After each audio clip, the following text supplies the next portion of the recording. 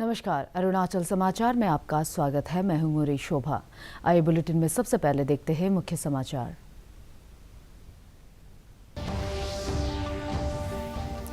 विश्व पर्यावरण दिवस पर प्रधानमंत्री ने पुणे में 3 स्थानों पर E100 डिस्पेंसिंग स्टेशनों का किया शुभारंभ। कहा, हाइब्रिड और इलेक्ट्रिक वाहनों के विकास के साथ देश में निवेश और रोजगार के खुल रहे नए अवसर। अरुणाचल के राज्यपाल डॉक्टर BD मिश्रा ने प्रदेश के लोगों से पौधारोपण गतिविधियों में हिस्सा लेने की अपील। पिछले कई दिनों से हो रही मूसलाधार बारिश और भूस्खलन से ईटानगर राजधानी क्षेत्र में जनजीवन प्रभावित। ईटानगर और नाहरलगुन के कई सेक्टरों में भूस्खलन से मकानों को पहुंचा नुकसान। ईटानगर होलोंगी राजमार्ग पर भूस्खलन से यातायात प्रभावित।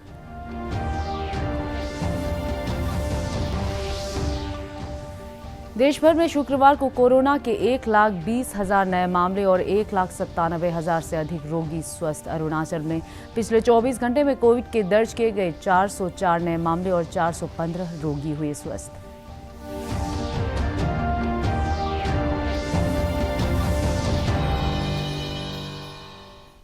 प्रधानमंत्री नरेंद्र मोदी ने कहा है कि स्वच्छ ऊर्जा के अनेक लाभ देश के कृषि क्षेत्र पर पहुंचे हैं। विश्व पर्यावरण दिवस के अवसर पर एक वर्चुअल कार्यक्रम को संबोधित करते हुए प्रधानमंत्री ने कहा कि एथेनॉल आज पर्यावरण को स्वस्थ बनाए रखने में प्राथमिकता बना गया है। उन्होंने कहा कि सरकार खेती के लिए एथेनॉल के उत्पादन और इस्तेमाल पर ध्यान केंद्रित कर रही है। देश भर में आधुनिक प्रौद्योगिकी का इस्तेमाल करते हुए फसल अवशेष आधारित फैक्ट्रियां लगाई जा रही है। श्री मोदी ने कहा कि भारत सौर ऊर्जा के क्षेत्र में व्यापक वैश्विक विजन के साथ आगे बढ़ रहा है। उन्होंने कहा कि अंतर्राष्ट्रीय सोलर गठबंधन एक सूरज, एक धरती, एक ग्रिड के विजन पर आपदा का सामना करने में सक्षम ढांचा कायम करने संबंधी कचरे और कृषि अवशेषों से ऊर्जा पैदा करने के उपाय अपनाए जा रहे हैं। श्री मोदी ने कहा कि हाइब्रिड और इलेक्ट्रिक वाहनों के विकास के साथ निवेश और रोजगार के नए अवसर खुल रहे हैं। प्रधानमंत्री ने 2020 से 2025 के दौरान भारत में एथेनॉल मिश्रण की रूपरेखा के बारे में एक विशेषज्ञ समिति की रिपोर्ट जारी की। उन्होंने पुणे में 3 स्थानों पर E100 डिस्पेंसिंग स्टेशनों की प्रायोगिक परियोजना का भी शुभारंभ किया। प्रधानमंत्री ने इस अवसर पर देश के विभिन्न भागों के किसानों से बातचीत भी की। सदी के भारत की बड़ी प्राथमिकताओं से जुड़ गया है। इथेनॉल पर फोकस से पर्यावरण के साथ ही एक बेहतर प्रभाव किसानों के जीवन पर भी पड़ रहा है। आज हमने पेट्रोल में 20% इथेनॉल ब्लेंडिंग के लक्ष्य को 2025 तक पूरा करने का संकल्प किया है। 6-7 साल में रिन्यूएबल एनर्जी की हमारी कैपेसिटी में 250% से अधिक की बढ़ोतरी हुई है। इंस्टॉल रिन्यूएबल एनर्जी कैपेसिटी के मामले में भारत आज दुनिया के टॉप 5 देशों में है। इसमें भी सौर ऊर्जा की कैपेसिटी को बीते 6 साल में लगभग 15 गुना बढ़ाया है।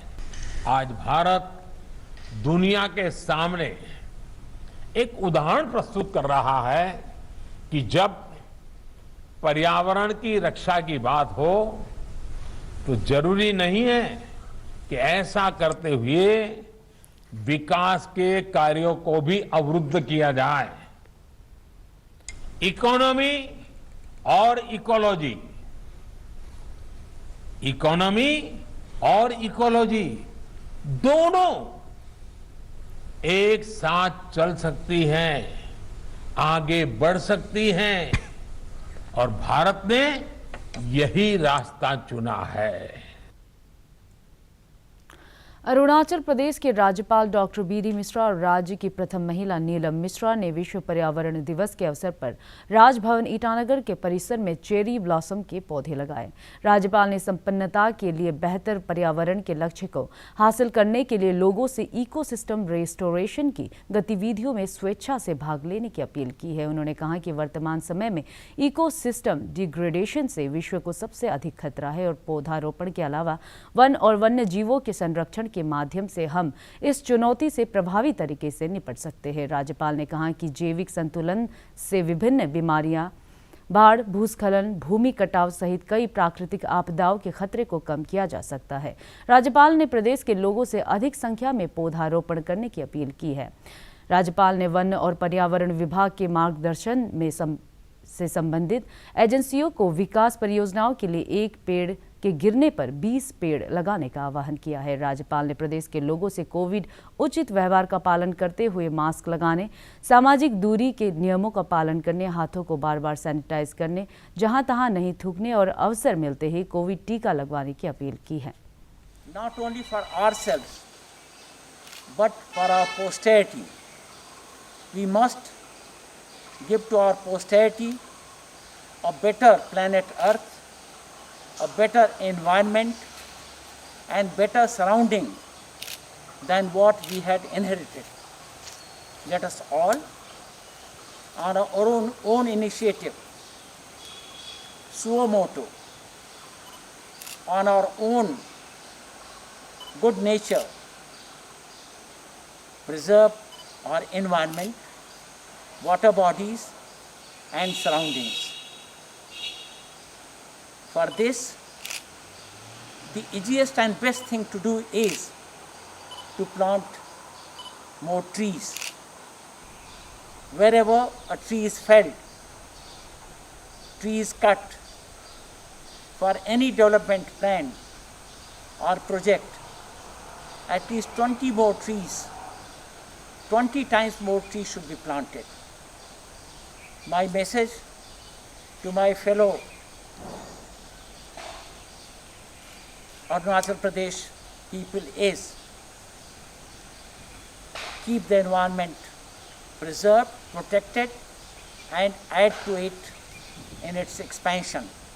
Also, in this time of COVID pandemic, let us take all precautions of putting on face mask, maintaining social distancing, washing our hands frequently, not spitting in the open and taking vaccination as soon as it is available. I wish Happy Environment Day to every Arunachal Pradesh citizen and also total safety from corona pandemic. जय अरुणाचल, जय हिंद। विश्व पर्यावरण दिवस के अवसर पर राज्य के वन और पर्यावरण मंत्री मामा नातुंग, वन विभाग के प्रधान सचिव आर.के. सिंह सहित कई अधिकारियों ने आज ईटानगर स्थित स्टेट गेस्ट हाउस के परिसर में पौधारोपण किया। अरुणाचल प्रदेश राज्य प्रदूषण नियंत्रण बोर्ड द्वारा आयोजित पौधारोपण कार्यक्रम में हिस्सा लेते हुए श्री नातुंग ने प्रदेश के लोगों से राज्य की वन संपदा के संरक्षण और वृक्षारोपण की गतिविधियों में हिस्सा लेने की अपील की। इधर ईस्ट कामेंग जिले के सिपा नगरीय क्षेत्र में वन विभाग के कर्मियों ने बैम्बू प्लांटेशन किया और ग्रामीण अर्थव्यवस्था में वन संपदा के योगदान को ध्यान में रखते हुए लोगों से इसके संरक्षण में विभाग के साथ सहयोग की अपील की। पिछले कई दिनों से हो रही मूसलाधार बारिश और भूस्खलन से ईटानगर राजधानी क्षेत्र में जनजीवन प्रभावित है। नाहरलगन के फॉरेस्ट कॉलोनी में जल जमाव से कई घरों को नुकसान पहुंचा है। शुक्रवार को राष्ट्रीय राजमार्ग संख्या 415 पर ईटानगर और होलोंगी के बीच कई स्थानों पर भूस्खलन से यातायात पर असर पड़ा। जिला प्रशासन ने भूस्खलन के मलबे को हटाने के लिए जगह जगह जेसीबी लगाई है और भूस्खलन के खतरे वाले इलाकों में रहने वाले लोगों से विशेष सावधानी बरतने की अपील की है। ईटानगर पापूनाला मार्ग पर जोलांग में भूस्खलन से यातायात पर असर पड़ा है। ईटानगर के कई सेक्टरों में भूस्खलन से मकानों को नुकसान पहुंचा है और जल निकासी व्यवस्था नहीं होने से लोगों को जल जमाव की समस्या का सामना करना पड़ रहा है। भारी बारिश और भूस्खलन से प्रभावित परिवारों ने सरकार से उनके पुनर्वास के लिए सहायता प्रदान करने की अपील की है।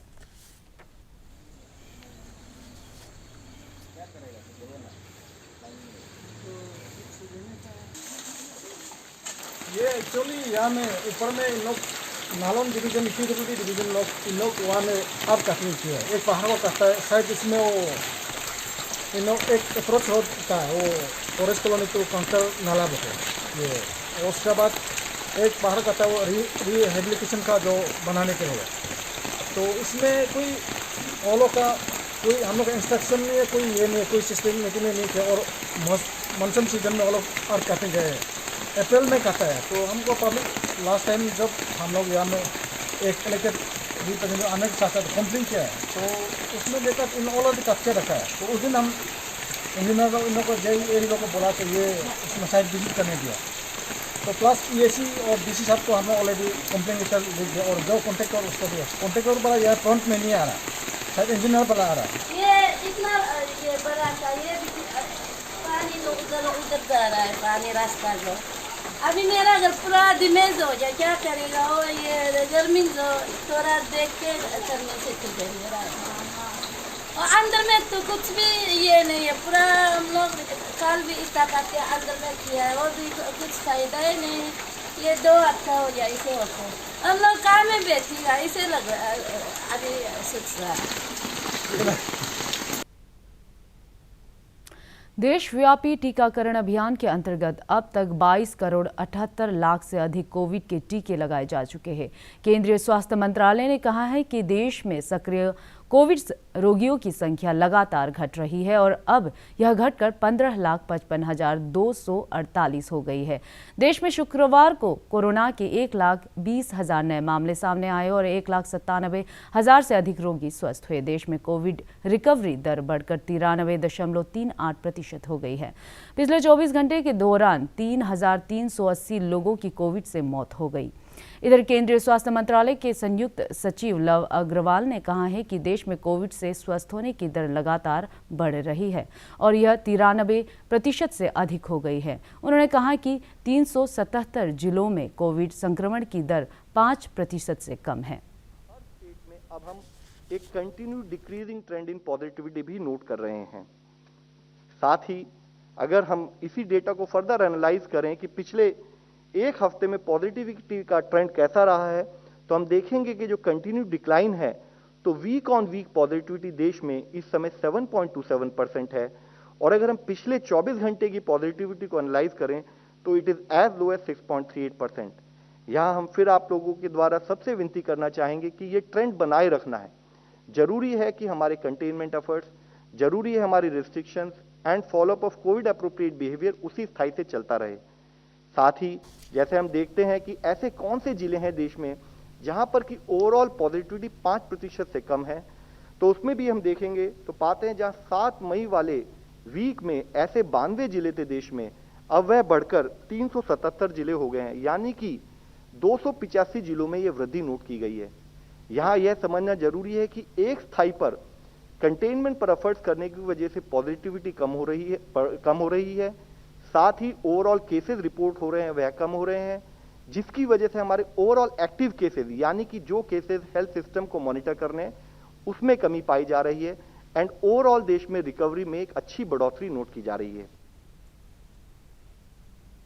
अरुणाचल प्रदेश में पिछले 24 घंटे में कोविड के 404 नए मामले सामने आए और 415 रोगी स्वस्थ हुए। राज्य में कोविड के सक्रिय मामलों की संख्या घटकर 3,829 हो गई है और रिकवरी दर बढ़कर 86.27% हो गई है। प्रदेश में शुक्रवार को कोविड से 14 वर्षीय एक महिला सहित 3 रोगियों की मौत होने से राज्य में इस महामारी से मरने वालों की संख्या बढ़कर 122 हो गई है।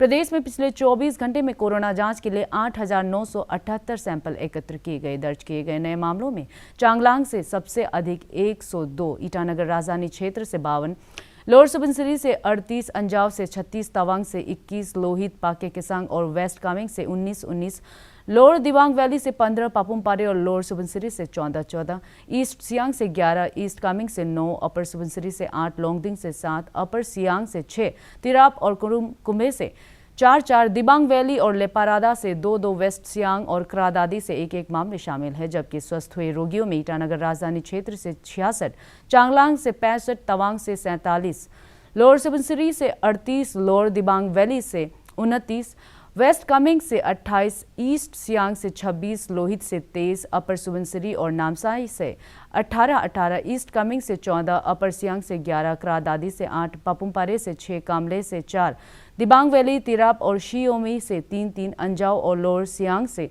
2, पाके केसांग से 1 रोगी शामिल है। राज्य स्वास्थ्य सेवा निदेशालय के अनुसार प्रदेश में अब तक 3,70,780 कोविड टीके लगाए जा चुके हैं। लोहित जिले में कोविड संक्रमण की चेन को तोड़ने के लिए विलेज लेवल पर रैपिड एंटीजन टेस्ट किया जा रहा है। स्वास्थ्य विभाग की विशेष टीम गांव-गांव जाकर कोविड जागरूकता और जांच अभियान चला रही है। जांच में पॉजिटिव पाए जाने पर रोगियों को होम आइसोलेशन में रहने और स्वास्थ्य विभाग के दिशा निर्देशों का पालन करने की सलाह दी जा रही है। गंभीर कोविड रोगियों को कोविड केयर सेंटर में भर्ती कराया जा रहा है। असम राइफल, केंद्रीय रिजर्व पुलिस बल और वन विभाग के कर्मियों ने आज विश्व पर्यावरण दिवस के अवसर पर चांगलांग में पौधारोपण किया और स्थानीय लोगों को ग्लोबल वार्मिंग के खतरे से निपटने के लिए पौधारोपण करने, वन और जीवन की रक्षा के विषय में जागरूक किया। इस अवसर पर चांगलांग जिले के खिमियांग, रांगलूम, यांगचिक और मनमाओ में आयोजित वृक्षारोपण कार्यक्रम में जवानों द्वारा कोविड प्रोटोकॉल का पालन करते हुए करीब 1500 पौधे लगाए गए। अरुणाचल समाचार के आज के अंक में इतना ही। जाने से पहले आप सभी से अनुरोध है कि कोविड-19 के दिशा निर्देशों का पालन करें, हमेशा मास्क लगाएं, बार-बार हाथ धोएं और सोशल डिस्टेंसिंग के नियमों को मानें। कोरोना महामारी से बचाव के लिए आपका वैक्सीन लगवाना भी जरूरी है। अगर आप वैक्सीन लगवाने के पात्र हैं तो जरूर लगवाएं। हम कल फिर हाजिर होंगे अरुणाचल और देश दुनिया की खबरों के साथ। चलते आपको बता दें कि आप अरुणाचल समाचार हमारे YouTube channel DD news Arunachal पर भी देख सकते हैं। देखते रहिए अरुण प्रभा। नमस्कार।